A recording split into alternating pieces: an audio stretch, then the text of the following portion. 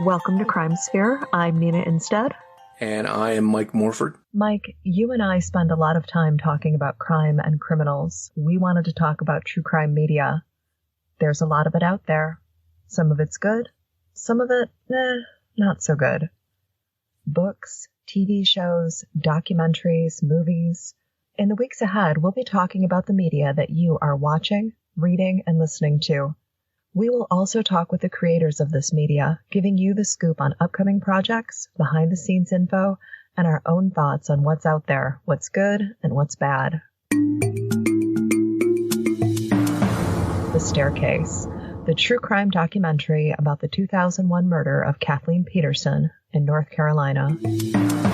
The Last Defense, a 7-episode series that, quote, explores and exposes flaws in the American justice system.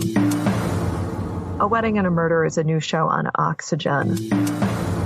Pretty troubling news regarding former NFL tight end Kellen Winslow Jr. Some news about Stephen Avery's nephew, Brendan Dassey. Joseph Newton Chandler. The Christy Myrack case. I would definitely recommend it. He did not get a fair trial. It's almost as if Brendan Dassey never had a chance. I didn't care for the production values. I didn't care for the way it was laid out. In the weeks ahead, we'll be talking about what's new in true crime media, from TV and movies to podcasts, books, and streaming. We will also cover what's making news in true crime circles and feature interviews with some of your favorite podcasters, authors, and personalities. Be sure to follow Crime Sphere, and we'll be back. You can support this podcast by visiting patreon.com/The Murder in My Family. This episode may contain unsettling material or subject matter. Listener discretion is advised.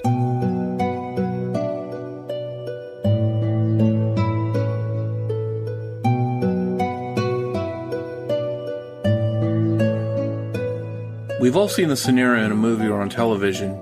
Usually it's a horror movie or thriller. A couple is sleeping comfortably in bed when they hear a noise downstairs. The husband tells his wife that he's going downstairs to investigate and to confront the source of the noise. But for Francis J. Gallo Jr., a Shelton, Connecticut husband and father of 2, he found himself in this position in real life.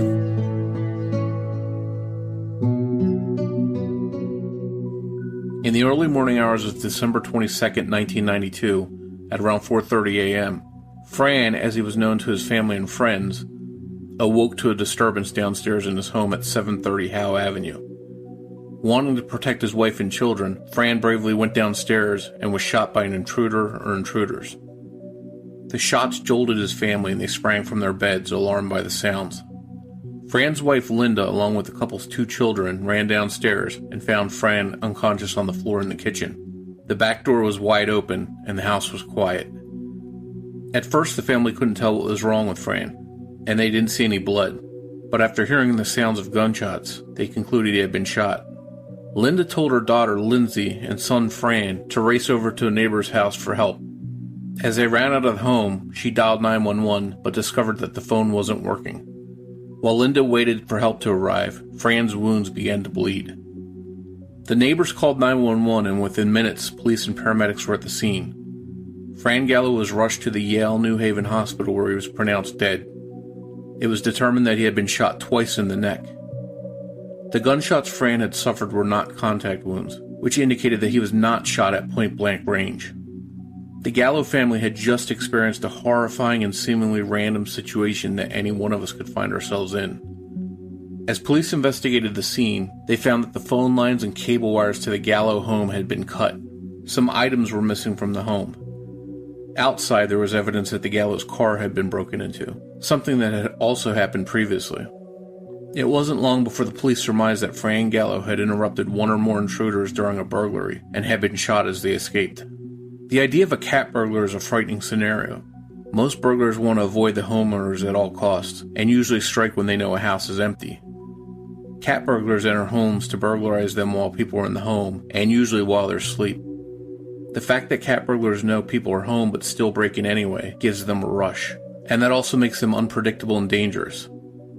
This is supported by the fact that Fran Gallo's killer had cut the phone lines before entering the home. Due to the seeming randomness of the crime and a lack of real clues or evidence, the murder of Fran Gallo seemed destined to go cold. After his murder, his family could never bring themselves to live in the home on Howe Avenue again. After Fran Gallo was murdered, police got a tip that led them to suspect that a local teenage boy might have been the shooter. Later on the morning of the shooting, the teenager was reported as a runaway. According to police, the suspect, who is now in his 40s, was located. He had moved to Alabama and has never returned to Connecticut. Police have questioned him, and he's still a person of interest in the case, but they just don't have enough to arrest him for Fran Gallo's murder. Acting on a tip, police have also searched the Housatonic River looking for the gun that was used in the murder. They actually did find a gun in the search, but it wasn't the one used to shoot Fran Gallo. Over the years since Fran Gallo was murdered, usually around Christmas time, local newspapers in the Shelton, Connecticut area run articles about the unsolved murder, encouraging people with information to come forward, and publicizing a $70,000 reward in the case. But so far, their efforts have not resulted in an arrest. The Shelton police have also continued to investigate the case, but they don't have too much to work with. In 2012, Connecticut state officials made decks of cards with the victims of unsolved murders pictured on the cards, along with information about the murders.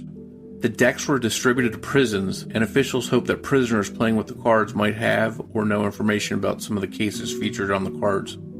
They thought that some prisoners might come forward with information to collect a reward or make a deal to reduce their prison sentence. Fran Gallo's case was included on the 10 of spades, along with mention of the $70,000 reward being offered in his case, but unfortunately it didn't lead to any breakthroughs in the case. For the past 25 years, the Gallo family has struggled to deal with Fran's murder and the aftermath. They don't know why anyone would want to kill Fran. By all accounts, he was a well-liked family man without any known enemies. He had a good job at a hospital and was a volunteer fireman at the Hotchkiss Hose Fire Company No. 1 in Derby, Connecticut. Fran, who had a reputation for having a great sense of humor, also coached youth soccer. His family needs and deserves answers in a case that they feel is beyond cold. Fran Gallo's daughter, Lindsay, who was just 11 at the time of her father's murder, joined me to discuss her father's case and the impact his murder has had on the Gallo family over the past 25 years. So I just want to thank you for coming on the show today, Lindsay, to discuss the murder in your family, and that's the murder of your father, Francis Gallo. Well, thanks for having me. So the first thing I need to ask is, how old were you when your father was murdered? I had just turned 11. You know, at that age, that's where you're really starting to get some good memory, because I know when I hit that age, I could remember a lot of stuff about my family and my youth and stuff. So did you have a good amount of memories of your father by that time? Yeah, I definitely had extensive and robust memories of him. Well, that's good then, because I've talked to some people who were young and the children have no memory of them, and that's a really sad thing, but at least you have memories. If you can, just give us an idea of who your dad was. He was the most funniest man I've ever met. And he was very generous, and he was involved in so many community activities. He was a fireman. He played softball for the Firemen's League. He coached soccer. He was in the drum corps. You know, he was in the bowling league every Tuesday night. He was everybody's friend, and he was so welcoming, and he was warm, and he was, like, looking back now, like, I see my friends with their dads, and I'm like, that's how my dad would have been. Like, the funny dad who, you know, knows that you're going to make mistakes as a teenager, but he's not going to hold them against you, and he's just going to be the most, like, understanding and caring and loving dad. And did you have a big family at the time? So it's just, you know, my dad, my brother, my mom, and me, but he had 2 sisters, and my aunt has 2 kids. And so there was definitely, you know, my grandparents. So there was definitely, like, a lot of people at holidays and birthday parties and stuff like that. So it was a big family atmosphere and everything was good. Yeah, typical, like, Italian family. And then all of a sudden this happens. Take us back to that night when it happened. Do you have memories specifically of that night and what happened? Yeah, so he was killed on a Tuesday morning, but that Monday night, my mom was a Tupperware lady, so they had their Christmas party, because this happened in December. And that particular Monday night, my grandmother my dad's mom actually stayed with us so that they could go out. I had religion class. My brother stayed home with my grandmother. My friend's mom brought me home. It was a typical Monday night. I went to bed. My brother went to bed. And then, my timeline is a little bit fuzzy, but it was definitely the middle of the night. I want to say it was a little before 4 o'clock in the morning. In my head, I only heard one gunshot, but there might have been two, but in my dream, like what woke me up was I heard a gunshot and then a thud. And then I laid in bed for a second, and the next thing I knew is I heard my mom yelling from the top of the stairs, Fran, Fran, Fran. And then she went running down the stairs, and then I heard my brother go running down the stairs. So then I just followed because I didn't know what was going on. And we all made it to the bottom of the stairs, and we turned to go into the kitchen, and the kitchen light was on, and the back door was open, and the cellar door was open, and my dad was on the kitchen floor. And at that point, I had no idea what was going on, and there was no blood. There was nothing on the kitchen floor. So in my half hazy mind, I'm like, he fell down. He had a heart attack. Like, boy, I don't know what happened. So then my mom rushed over to the kitchen phone. She picked up the phone, and she just says, the phone lines have been cut. And my brother, I'll never forget this, next to our cellar door was our dishwasher, and he pulled what to me seemed like the biggest knife I'd ever seen out of the butcher block. And my mom just goes, go next door, no, go next door. So my brother and I rush out of the front of our house. We are in a T-shirt and shorts. We're running down the road to my neighbor's house, and he opens the door, and we're like, we need to call 911. Something happened, da-da-da-da. And he lets us in. We call 911. And then my brother leaves and goes back to the house. And I looking back on it, I'm like, how stupid were we to leave my mom alone in the house? So it's just a panic. It's just a confusion. It's like flight or flight. You have to do something to get help. And how long did it take for, an ambulance and police and stuff to get there? It didn't take very long. Our old house wasn't too far from a firehouse and paramedics. So, again, in my mind, it took 10 hours, but it probably took more like 10 minutes. And your father, did he die at home, or did they make it to the hospital? The stories that I've been told is that he never regained consciousness. If he happened to be alive on the kitchen floor, which it does not seem like he was, because he did eventually start to bleed from his neck, which is where he was shot. He never regained consciousness, so they originally took him to the hospital that was closest to our house. They ended up transporting him, I believe, to Yale in New Haven, and that's where he died. Or that's where he was officially pronounced dead, I should say. So at this time, people at your house, police, EMTs, there's no sign of the person that shot him. It looks like they ran out the front door, I take it? Out the back door. The back door. Yeah. And we know from covering things like this, when somebody comes into your house and they cut the lines and they know somebody's home and they still come in, it's usually because they have something planned that's not very good, obviously. Did the police come to any conclusions right away about that, or have any theories that you know of at the time?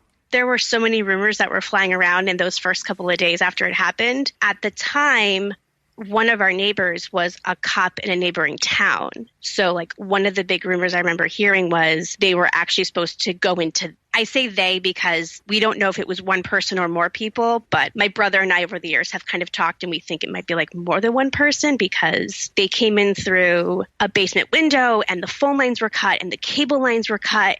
And it just seems like it. And they were able to get away with our VCR, I think our video camera. So we just think that in order to have all those items and also pull a gun and use it, it had to be more than one person doing everything. So I use the word they, but it might not have been a they. So one of the rumors at the time was that the people who did this was actually supposed to get the house next door, and they screwed up and they hit the wrong house. Now, how was your neighborhood at the time? Was there anything else, crimes or reports of crimes like this going on? So we lived on kind of a main road. It was a double line road, but it was a lot of houses very close together. And I remember, so this took place in December, and I remember back in August, summertime, my parents' cars had gotten broken into. And one of the things that I always thought was really weird was that, so they got broken into, it was maybe middle of end to August, And then the night that my dad was killed, our cars got broken into again. And I always thought that was really weird that there was a break-in in August, and then kind of the same thing happened the night that he died. Like, how does your car get broken into twice within 4 months of each other? Over the years, obviously they started an investigation, and then over the years, as time went by, how closely did the police stay in touch with your family and keep you guys up to date with what was going on with the investigation? So in the beginning, I wasn't too involved with what was going on with the police and them letting my mom know what was going on. I know that they definitely brought her and my brother in and talked to them since they knew more about the night that it happened. And they definitely kept her updated on any kind of leads that they were having, like the few that they had, or like, they checked the pawn shops in the area to see if our stuff had been pawned. But I mean, this case is 25 years old. So as time has gone on, people have retired, people have passed away. So my feeling is, except for the one article that our local online newspaper does every year, my mom really doesn't have contact with the police. They don't contact my brother or I. They'll throw out the reward, which I think might be $70,000 or $50,000 for any, kind of information. But other than that, like, this case is beyond cold. It's sitting in a box probably somewhere and no one's looking at it. And to your knowledge, do you know if they have any good physical evidence, any DNA or anything like that? There's no DNA. No DNA. No, I was actually, when I told my brother I'd be doing this, he and I were talking, and he told me that in his memory, they don't even have a good print from anything from that evening. So beyond someone coming forward and saying, I know exactly who did this, I don't know how they would be able to solve it because there's little to no physical evidence. Is it correct that the police have somebody in mind as a suspect in this case? So they do. I don't know if I'm allowed to say what state he's in, but I'll just say it's down south. So I know that they being the detectives from our police station, were able to go down to kind of like search him out once. I believe they asked to go down a second time and they were denied that request. And I think that's where it kind of just ended, because this individual who has a family, which I think is, I just don't even understand. He is just living his life, and he's got his kids and he's got his wife and he's got his job, and he's just going about his day like nothing happened. And what do you think it is, if you can say, or what you can say anyways, that led them to this suspect? So it's my understanding that a person was arrested by the Shelton police, and during his booking, maybe, he said, I want to talk about the guy on Howe Ave, and that's the street that we lived on when my dad passed away. So they were like, okay. And I think this is the correct sequence of event. He led them to somebody who was already in jail in Connecticut, who led them to the guy down south. So within that circle, either someone's lying or someone's telling the truth. But I thought it was interesting that the guy who initially kicked this off, the one that they had originally arrested, his dad had just passed away. And the way that the police conveyed it to us was that he felt a sense of guilt over knowing this information and having lost his father, knowing that we lost our father. So the police think that this could be the guy, but they just don't have enough to arrest him. And they don't. I believe they may have even spoken to him at one point, and he just denied any kind of knowledge of what happened. And how frustrating is that for you and your family to know that that could be the guy, yet there's nothing there that is strong enough for them to arrest him? It's incredibly frustrating. It's, for me, and I'm going to try to do this without crying, for me, knowing that he has a family and that he gets to see his kids every day and that he gets to be there for his kids growing up, like, it's not fair. My dad did everything he was supposed to do as a father and as a husband, and someone decided that night that he didn't get to do that anymore. So it's it's frustrating knowing that he has, he'll get to see his kids grow up and graduate and get married and do all that. And my dad doesn't get to do any of those things. He doesn't get to see he has 3 granddaughters now that he'll never see, and they'll never meet their grandfather. And it's not fair. Obviously, this is very deep for you it still hurts after all this time and to deal with, what you just talked about with us. What do you do to cope? What does your family do to cope with it after all these years? Well, immediately after everything happened, my mom threw my brother and I into therapy. As to be expected, we did group therapy, we did family therapy, we did kid therapy. So definitely trying to get us to talk about what we were, feeling and how we were coping and stuff like that. And that went on for a couple years. But it doesn't take away what happened. I live with PTSD every day. I'm literally afraid of the things that go bump in the night. There's not that we have anger issues, but we have a very hard time dealing with situations where we're very frustrated. We don't really know how to work through communicating our emotions to people. So, every day the effects of what happened that night are with us, especially for me. So after my dad died, we never went back to that house. We packed up, we moved, we bought a different house in the same town, and, we got an alarm system put in and all of those things that you're supposed to do to feel safe. And I don't think I've slept through the night soundly in 25 years. I wake up in the middle of the night, I check on my kids, I check the alarm, I make sure the doors are locked.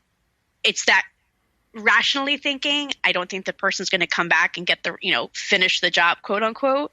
But there's always that voice in the back of your head that says, this could happen to you in your house. So it's sort of planted a seed in you when that happened that's stuck with you all this time. Oh, absolutely. And even, after it happened, sleeping at my friends' houses, I was very picky choosy about where I stayed because I don't feel safe when I go to sleep. So for me to sleep at a friend's house, it's very unnerving because not only am I not in my own house, I'm in somebody else's house. So I really don't feel safe. And that's totally understandable. I know just from looking, you had sent me some stuff and I looked online, and I know there were some articles, about your father over the years at different points. Did his case get any attention on local TV or on any podcast or anything like that? Well, never a podcast, but again, every couple of years, the local stations will do, a 5-minute bit at Christmas time about the case. I'm trying to think what year it was, but they did at some point. So we lived across the street from a park, which also bumped up against a river. And at some point, and I don't remember exactly which year it was, they actually kind of looked at an area of the river because they had gotten a tip that the gun that was used was thrown into the river. It ended up not being the right gun. But that kind of kicked up some attention to it. And I remember it was incredibly frustrating. One of the local news stations did a piece where they found somebody who lived on our street and said, so this person who didn't want to be filmed from the neck up, so it was only the neck down, said that she had heard screaming and gunshots the night that it happened. And I was like, what? Because you're using screaming, and there was, as all of us remember, there was no screaming, and I don't think that there was a plural of gunshots, but also this person that claimed to have heard all this did not live on either side of us. It was December, and everyone's windows were closed. And I was like, how are you to even say that that's what you heard? Like, you're flat out lying. Like, you're putting lies out there. And that was, I was mad that day. And the last thing you want is bad information getting out there. So you're wrestling between getting information out there, but not getting bad information out there. Yeah. Well, I'm very happy, to help you in whatever way we can to spread the word about the case on this podcast. Because even though your father's case is a smaller case than a lot of the cases we hear about on podcasts, it doesn't mean that you don't want it solved any less than any other person wants a case solved, even the bigger ones, because this is important to your family, obviously. Do you have any websites or social media pages set up about your father's case? So we don't, because there really isn't a lot of information that we can give. And with there being little to no physical evidence, and with there not being really a pattern of crime in the area, there really isn't anything for us to offer the public that they can research for us or to look up. So, unfortunately, we're at the mercy of the police department and any work that they do with it. Well, and you did say, though, that there is a reward out there. Maybe somebody will come forward with some information. If a listener hears this and happens to know something about your father's case or may have heard something, who should they contact to share their information? So they can call the Shelton Police Department. I don't know exactly who that they should ask for at this point because I'm not quite sure who's investigating the case. But the phone number for the Shelton Police Department is 203-924-1544.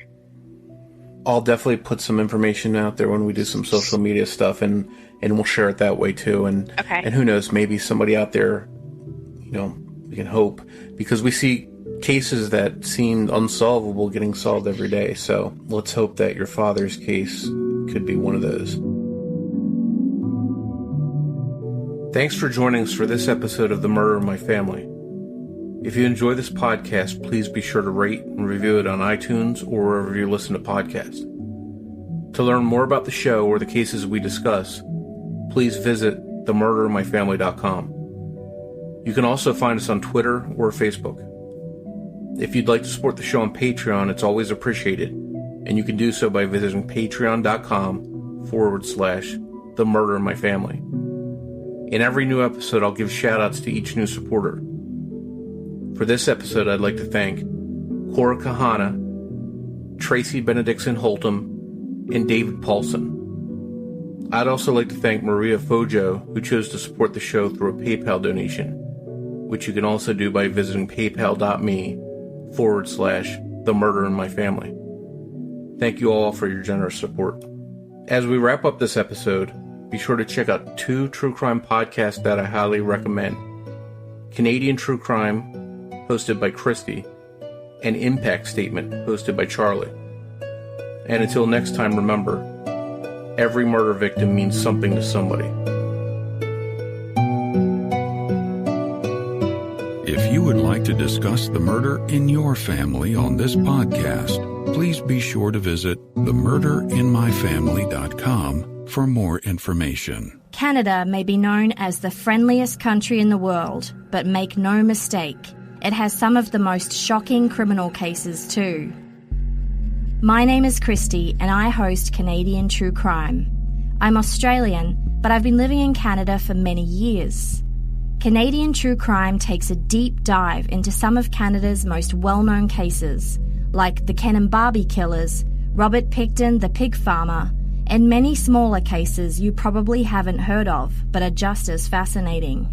If you're looking for the facts of the case told in a narrative storytelling format with ambient music, you can find me on your favorite podcast app or social media, just by searching for Canadian True Crime. In court cases that end in a conviction, victims and their families are often allowed to make an impact statement, a statement of record of what they had before the crime and what they were left with after.